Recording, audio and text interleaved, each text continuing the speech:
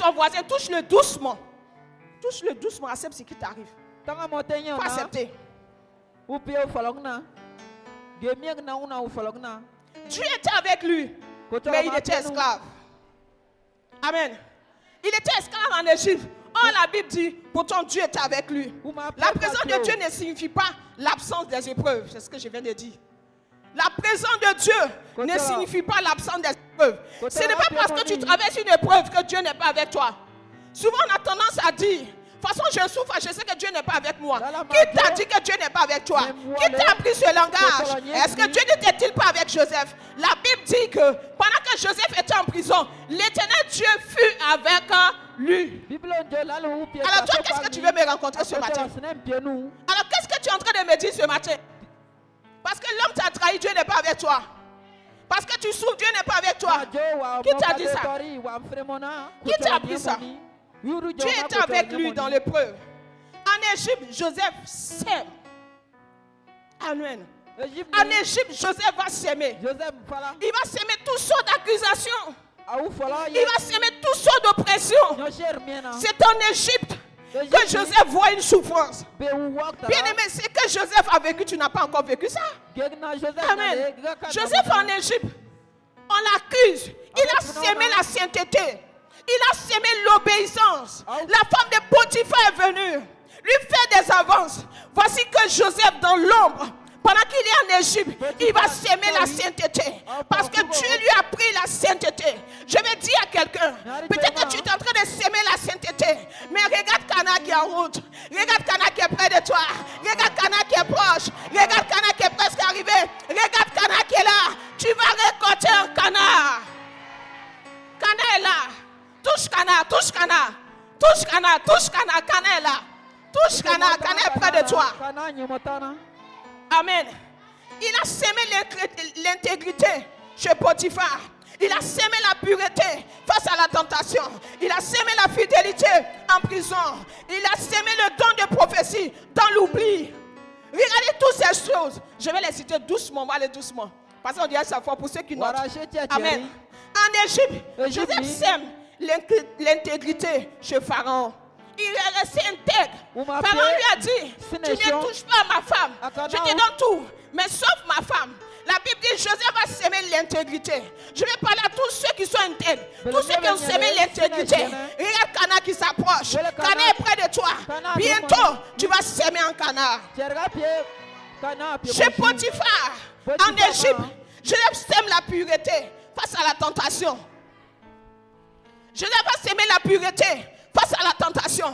Bien-aimé, voici la tentation. Voici Joseph. Personne n'est là. Mais Joseph sait que l'Égypte est un lieu, est un endroit de sémence. Or la Bible dit, ce qu'un homme aura sémé, il le moissonnera. Joseph sait, s'il sème la désobéissance, il va récolter la désobéissance. Face à la tentation, Joseph va s'aimer l'impureté. Parce qu'il a appris à être pur. Parce qu'il adore un Dieu pur. C'est Dieu là lui a communiqué la pureté.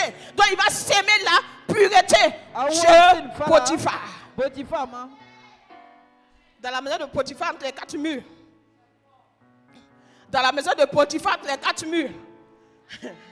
Dis-moi, entre nous, dis-moi la vérité. Entre les quatre murs, il n'y a personne. Est-ce que tu peux s'aimer la pureté? En Égypte, entre les quatre murs, il n'y a personne. Lui et la femme de Potiphar. Joseph se souvient de la parole de Dieu. Et Joseph dit, pourquoi pécherai-je contre mon Dieu? Il va s'aimer la pureté. Je vais dire à quelqu'un en ce lieu, toi qui saimes la pureté dans les secrets, dis-toi que Cana est proche. Cana est proche. Cana est proche. La fidélité en prison, il est resté fidèle. Même dans la prison, Joseph est resté fidèle. Dans la prison, Joseph est resté fidèle. Le don de prophétie dans l'oubli. Je vais parler aux prophètes en ce lieu.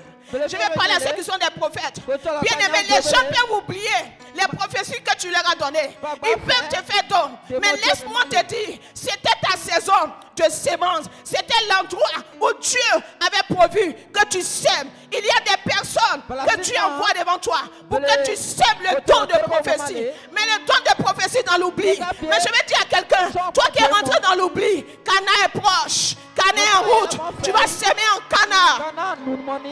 Si Joseph a sémé en Égypte et qu'il a récolté en Cana, je vais te dire, toi qui es en ce lieu, toi qui as sémé dans le secret, qu'il pleuve, qu'il neige, tu vas récolter.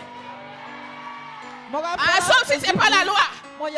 J'ai dit bien, sauf si ce n'est pas la loi. Sauf si ce n'est pas la loi de Dieu.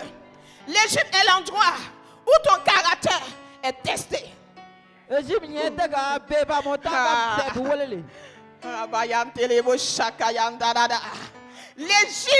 est l'endroit où ton caractère est testé. L'Égypte était l'endroit où le caractère de Joseph a été testé. Amen. Est-ce que moi? Est-ce que moi? Son caractère était testé. Amen. L'Égypte est l'endroit où Dieu va tester son caractère. Beaucoup ici en ce lieu. Oui, j'aime Dieu. Oui, j'aime la présence de Dieu. Mais Dieu enverra l'Égypte pour tester ton caractère. Il faut t'asseoir doucement. Pourquoi tu veux la bénédiction de Cana sans que ton caractère ne soit testé? L'Égypte est l'endroit où le caractère est testé. Beaucoup veulent Cana sans passer par l'Égypte. Ce n'est pas possible. Mais Cana, son caractère devient... Le caractère de Cana s'impose. Amen. Lorsque Dieu te fait rentrer à Cana, il a tout affermi. Amen. En toi. Et le caractère, ton caractère s'impose à Cana. Amen. Ce n'est pas un Cana maintenant. On va te dire, il faut apprendre à être pur. Ce n'est pas Cana maintenant. On va te dire, apprends l'obéissance, apprends la fidélité. Non. Ces choses ne s'apprennent pas à Cana. Ces choses, on apprend ces choses en Égypte. Amen. On apprend ces choses en Égypte. Amen. Amen. Amen. Le désert est la saison où Dieu... Tu peux t'asseoir, pardon. Tu peux t'asseoir. Le désert est la saison où Dieu te façonne. Amen. Le désert est la saison où Dieu te façonne. Entre l'Égypte et Cana, il y a toujours un désert. Genèse, Exode 13, verset 17 à 18. Exode 13, verset 17 à 18. Entre l'Égypte et Cana, il y a toujours un désert. Lorsque Pharaon laissa aller le peuple, Dieu ne le conduisit point par le chemin du pays des Philistins, quoique le plus proche.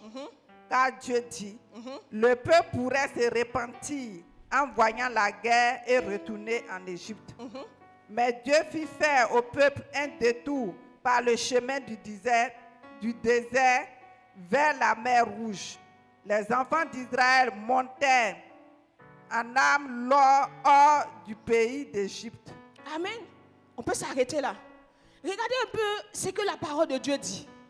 La Bible dit que lorsque le peuple d'Israël sort d'Égypte, Dieu ne les conduit pas à le chemin le plus court.